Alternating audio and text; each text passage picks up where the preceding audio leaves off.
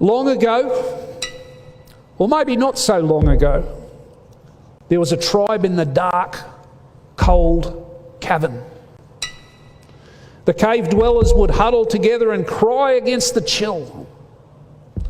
Loud and long they wailed. It was all they did. It was all they knew to do.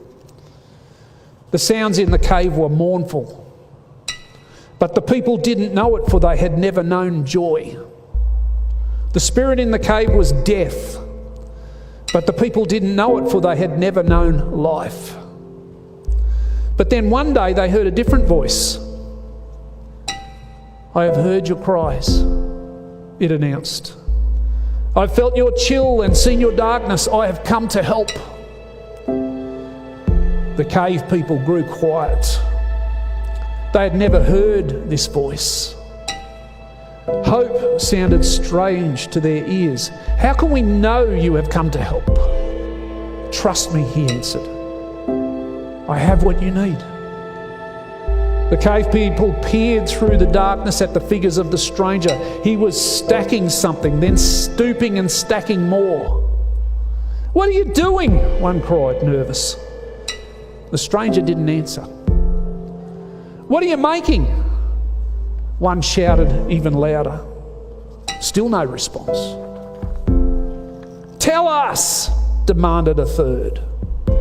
The visitor stood and spoke in the direction of the voices. I have what you need.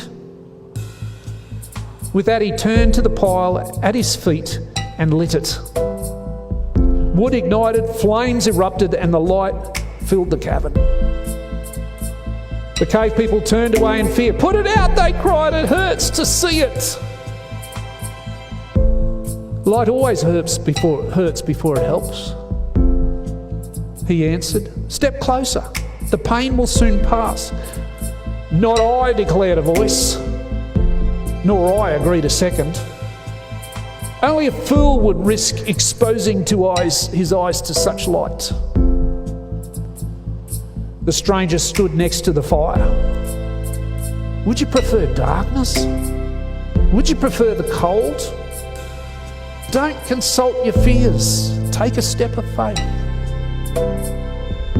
For a long time, no one spoke. The people hovered in groups, covering their eyes. The fire builder stood next to the fire. It's warm here, he said. He's right. One from behind him announced. It's warmer. The stranger turned and saw a figure slowly stepping toward the fire. I can open my eyes now, she proclaimed. I can see. Come closer, invited the fire builder. She did. She stepped into the ring of light. It's so warm. She extended her hands and sighed as her chill began to pass. Come, everyone. Feel the warmth, she invited. Silence, woman, cried one of the cave dwellers. Dare you lead us into your folly? Leave us. Leave us and take your light with you. She turned to the stranger. Why won't they come? They choose the chill, for though it's cold, it's what they know. They'd rather be cold than change. And live in the dark, and live in the dark. The now warm woman stood silent, looking first at the dark, then at the man. Will you leave the fire, he asks.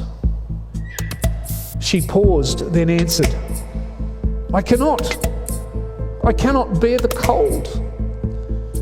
Then she spoke again, but nor can I bear the thought of my people in darkness.